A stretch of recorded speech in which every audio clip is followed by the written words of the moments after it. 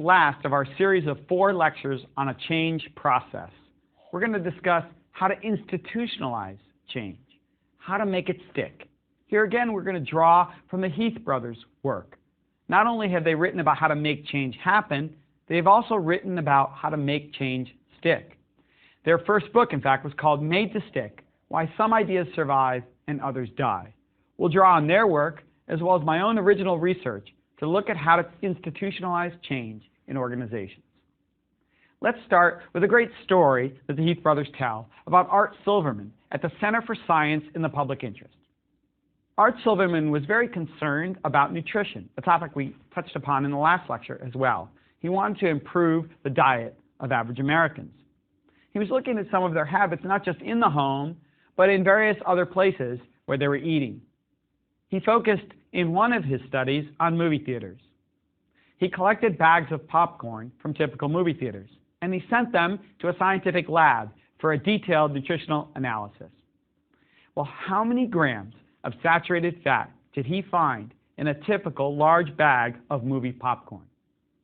Well, let me tell you what the USDA recommends, the U.S. Drug Administration recommends no more than 20 grams of saturated fat per day in an American's diet. 20 grams is recommended, but the typical large bag of movie popcorn has 37 grams of saturated fat, more than 2 times the recommended daily allowance. Wow, what a startling finding. But as Silverman says, saturated fat has zero appeal. It's dry, it's academic, who cares? He needed to find a way to communicate to people the need to change their behavior and to make this idea stick, to get people to stick with avoiding movie popcorn. So he held a press conference in September of 1992, and he brought with him some props.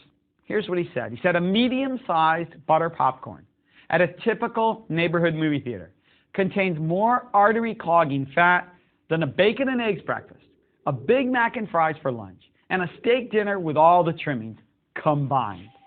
And then he displayed the bacon and eggs breakfast, the Big Mac and fries, and the steak dinner in front of everyone for them to see it.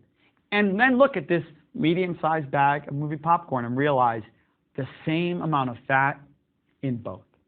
A very compelling way to make his point, to make the idea stick and hopefully to have behavioral change stick as well. Well, you can imagine the idea was a huge hit.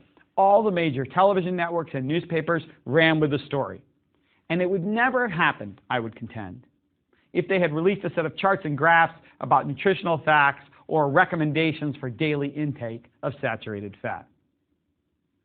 So, we see an example, a powerful example of crafting a message in a way that hopefully makes an idea stick and makes behavioral change stick in the people who receive that message. This is an issue that I've been studying for a number of years. My colleague Lynn Levesque and I have written about this. In fact, we did a study, which I want to share with you, about the issue of what we call the flavor of the month problem that many organizations face. And that is to say that we've all experienced when managers are offering some bold new corporate initiative aimed at generating big improvements in the organization and sweeping changes in processes, systems, and culture. And we've all seen those things come up and then dissipate. And then a new initiative happens just a month or two later, or a year later, and employees begin to look at it as flavor of the month, another passing fad. Think about how those efforts unfold. You know, the chief executive is dreaming of emulating some very successful initiative at IBM or GE or Cisco or Apple. And the launch proceeds with all this fanfare and hoopla, big announcements, and a lot of investment of the firm's resources, both financial and human. And then what happens? Several years later, managers look back and they wonder what went wrong. They either never realized the promised economic benefits, or there was some short-term progress and people got excited and management was talking about positive results, and then backsliding occurred. The organization soon slipped back into its old way of doing things. Performance regressed, and none of the process changes stuck. Dysfunctional behaviors returned. And we don't see the kind of sustainable, long-term changes that we need, the initiative, in short, does not become part of the DNA of the organization at all. And if this keeps happening, then you eventually get employees beginning to talk about this too shall pass. You know, another flavor of the month, another favorite initiative of the CEO, but nothing's going to stick. We're not going to stick with it. We're not going to see this turn into sustainable change. And so over time, initiatives are met with rampant skepticism throughout the organization. Well, many organizations have experienced this rather dismal scenario, so we went about trying to understand what could managers do differently in order to get change to actually take hold and become embedded in the architecture and fabric of the organization, what we called the DNA of the organization. And we began by sort of applying models of programmatic change that we had learned about. You know, the basic one that I've shared with you, unfreeze, change, freeze.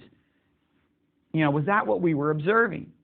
Well, in a sense, it was what we were observing. We definitely were seeing change efforts where there was early on an attempt to challenge the conventional wisdom and get people to wipe the slate clean, and then gradually moving toward changing behavior and trying to get it to stick.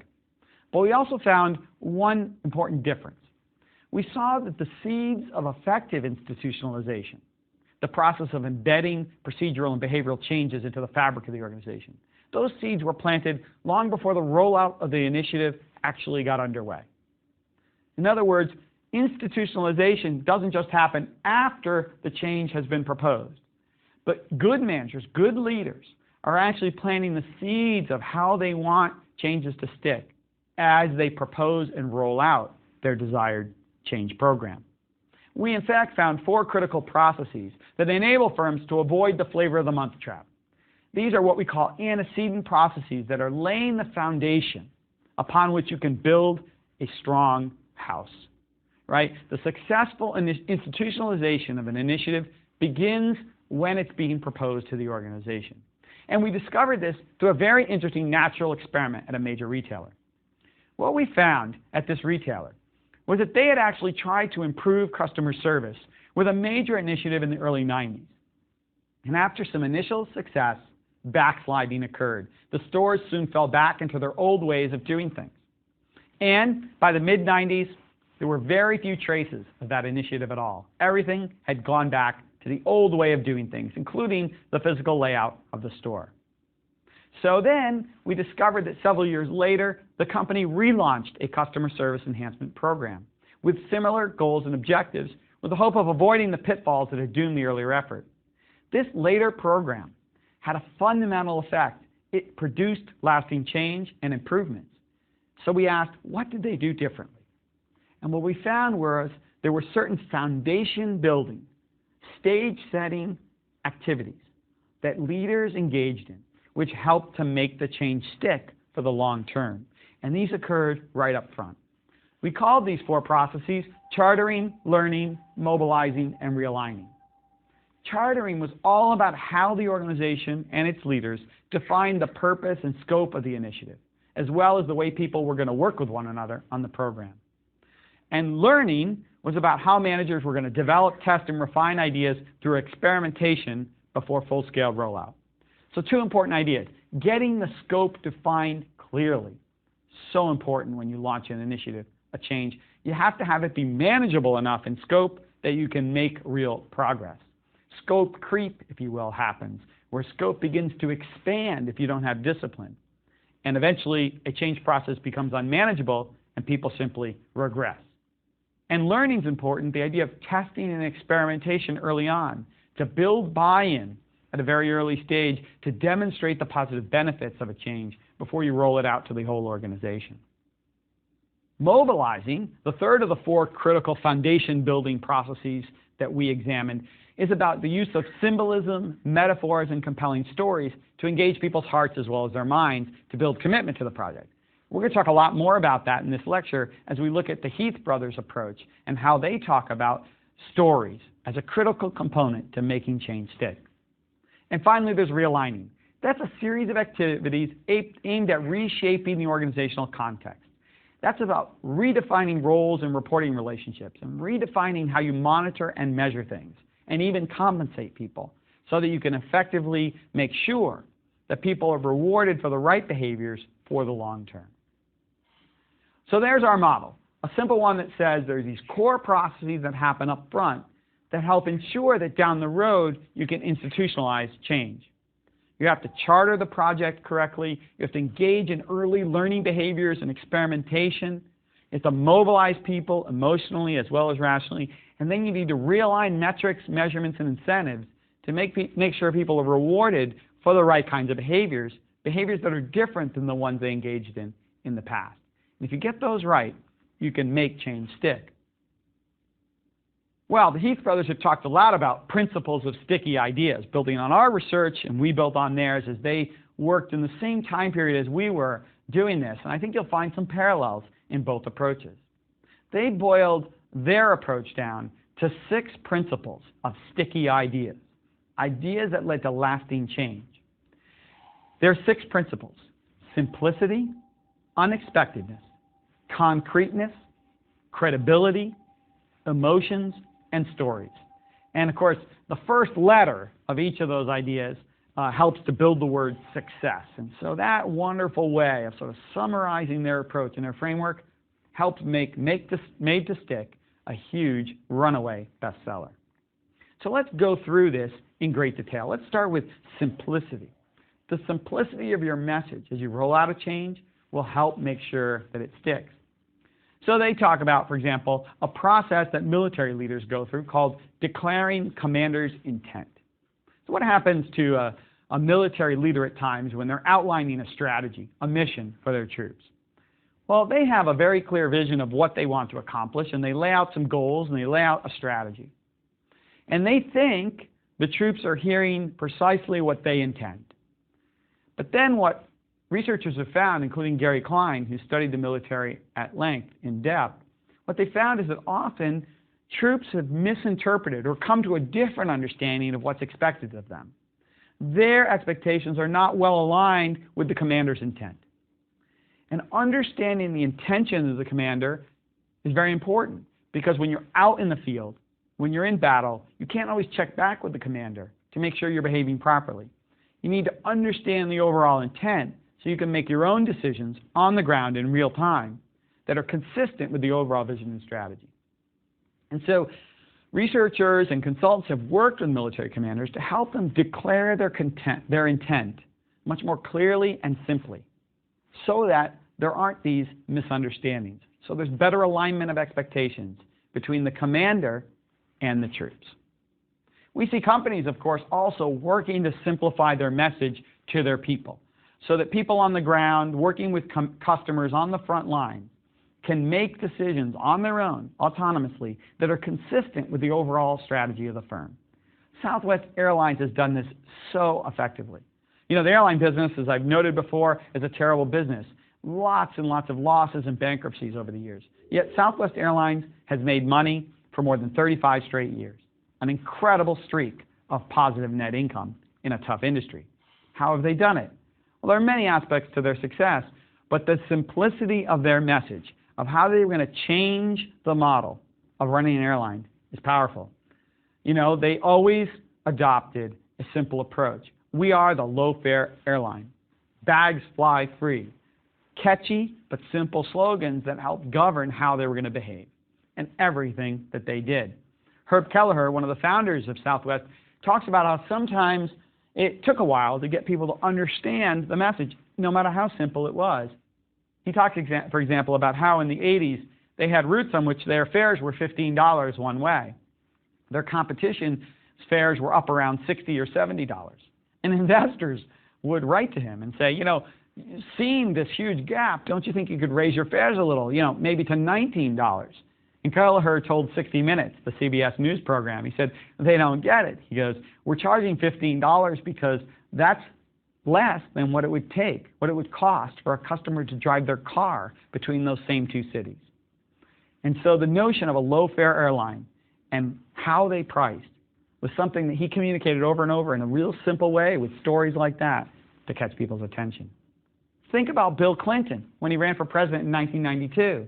How simple his message was. You know, if you say three things, you aren't saying anything.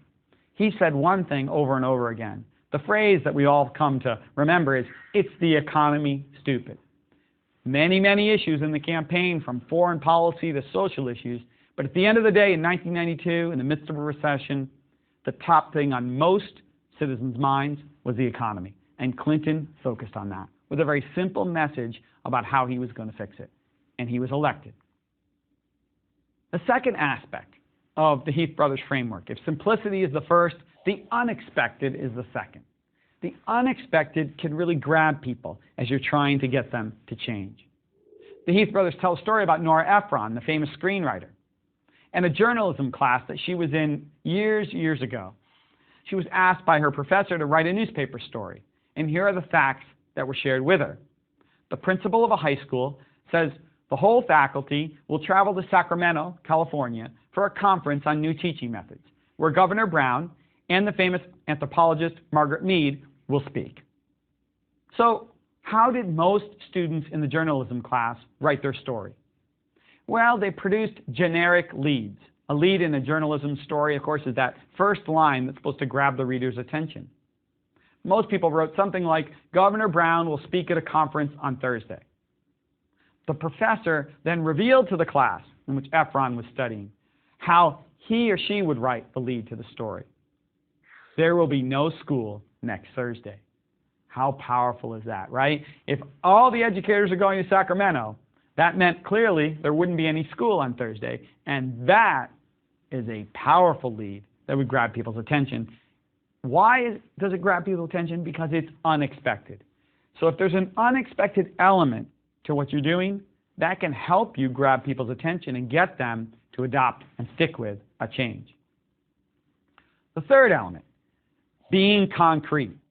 We talked about this before. Abstraction is the enemy of any change effort. You have to make concepts real for people.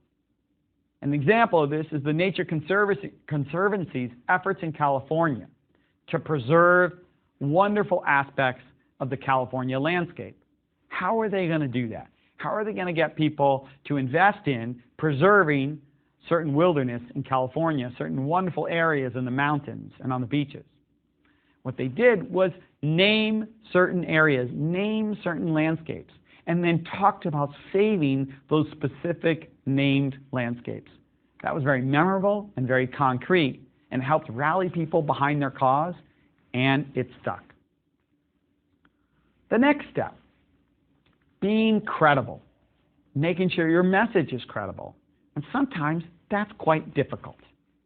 Barry Marshall and Robin Warren discovered something amazing in the field of medicine some years ago. Their discovery was startling, that bacteria could be a cause of ulcers in human beings.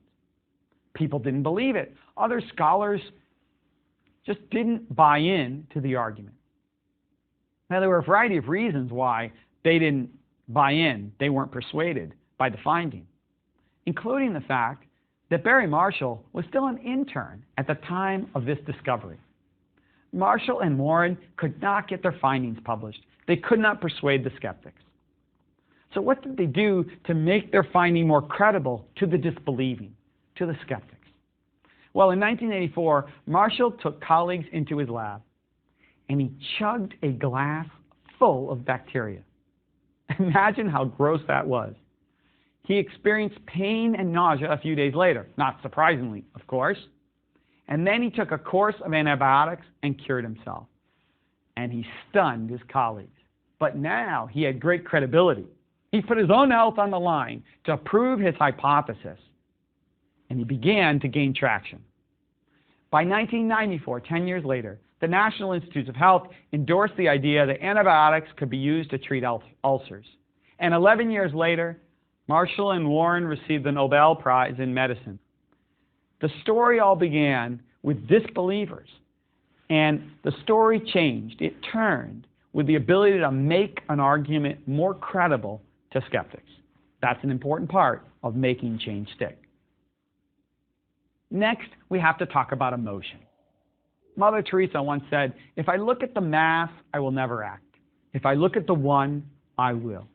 Right? The notion that when we can connect with one person individually, we may be much more likely to act on our beliefs, on our feelings, than if we're just thinking about mass numbers of people around the world who may be struggling from malnutrition, from poverty, from all sorts of oppression.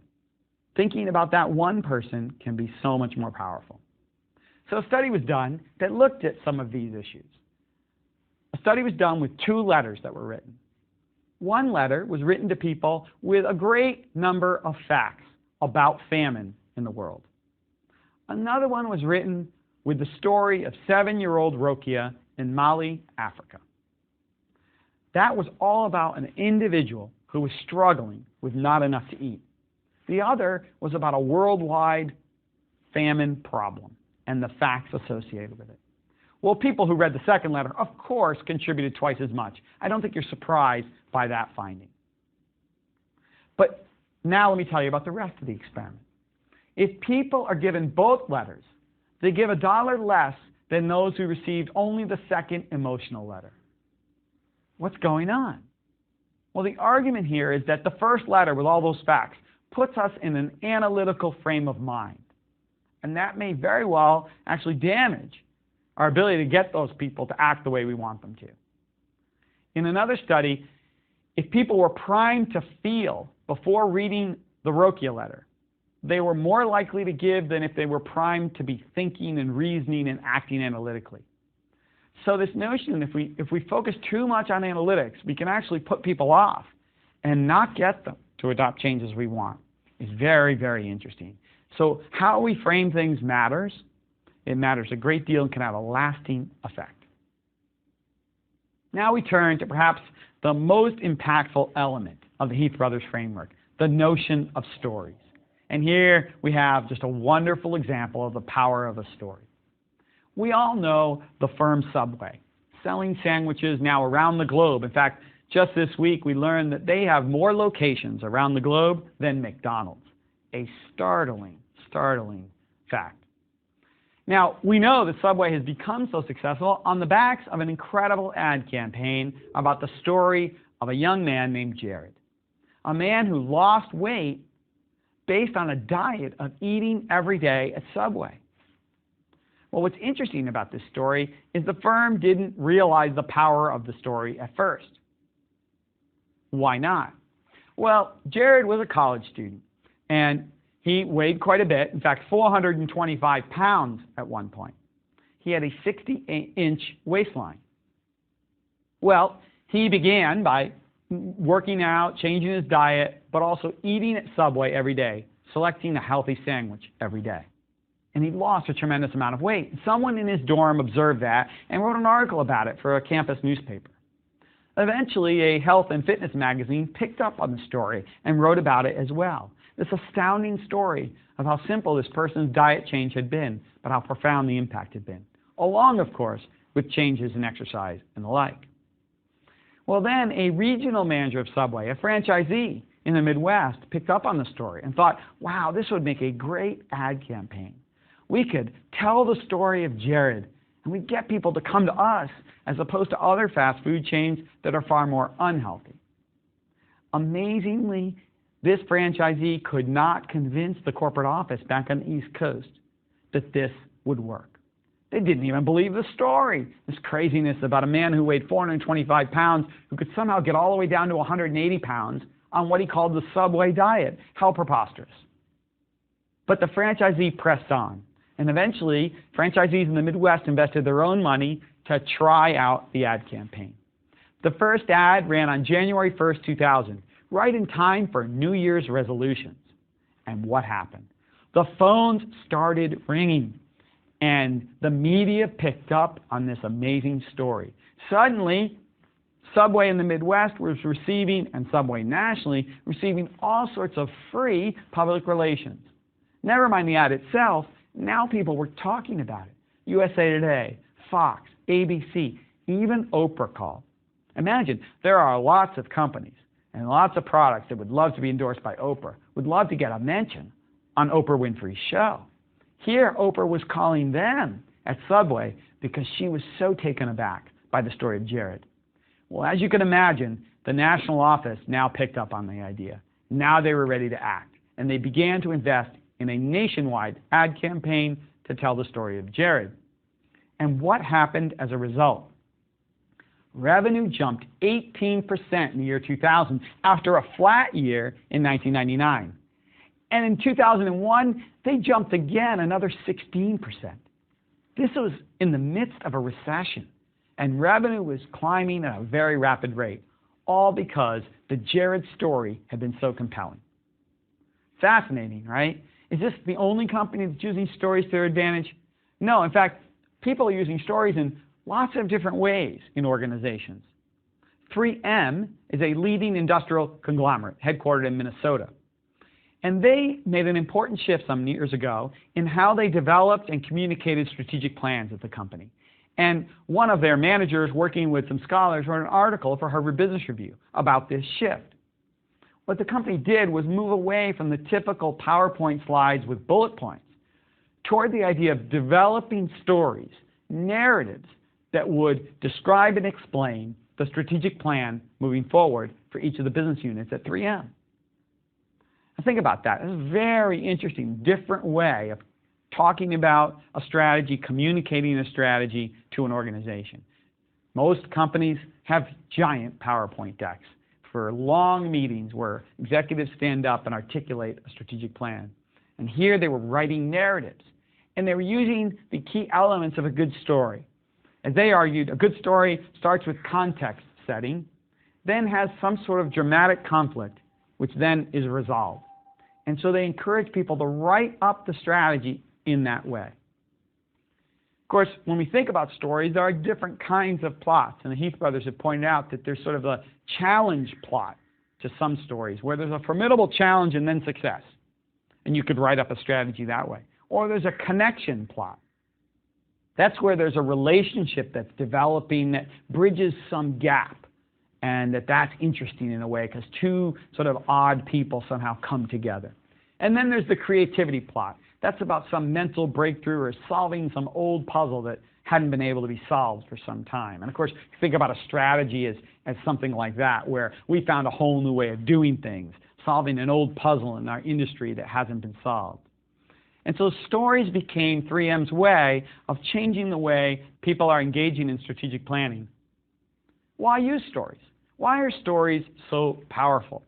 Why do the Heath brothers find the Jared story so compelling? We all do, after all. Well, there's been research by language scholars and cognitive scientists on the notion of using stories and the impact that they have. So some scholars converted American history textbooks into the story-based style of weekly periodicals such as Time and Newsweek. And what did they find when people were reading this different story-based style of writing about American history as opposed to the traditional, rather dry textbook style? Students recalled 3 times more facts with the story-based style than with the traditional textbooks. It's an amazing finding. Digging deeper, they said many times what you find in textbooks, in PowerPoint slides, you find lists. And what's the problem with lists as opposed to stories? Scholars have described the problem in 2 different ways. There's the recency problem and the primacy effect. The recency problem is that most of the time when presented with a list of things we have to do, we remember the first and the last thing on the list. Many of the other things in between are quickly forgotten. The primacy effect is that we often also tend to remember what interests us on the list, what's attractive to us, and things that aren't very interesting to us or not very attractive, we tend to forget. A good story is different than a list. A good story is much more likely to be remembered holistically as a complex whole. And that's why it has so much more effect. That's why we can create sticky behavior with a good story. Think of all the great leaders that you know who are great storytellers. From Churchill to Reagan to Lincoln, people who told stories to make their point. So what are our conclusions from this lecture? First, the seeds of effective institutionalization are planted long before the rollout of an initiative gets underway.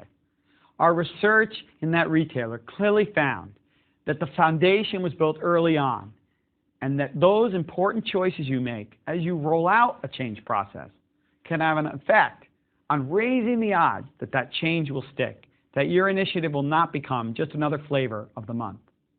Second, how you describe and communicate your change can have a profound impact on whether the change sticks.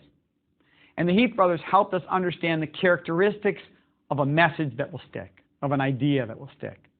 Simplicity, unexpectedness, concreteness, credibility, emotions, and stories. Stories so important because they're so compelling. We remember stories more than we remember lists. Remember this. You may reason your way to a good strategy with lots of analysis and facts, but you don't always build buy-in by walking people through all the analysis and information gathering that you have done.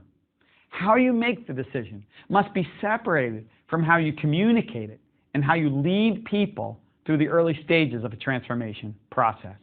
And if you can separate the decision-making from the communication and persuasion and adopt different approaches for each, you can be very successful in making change stick.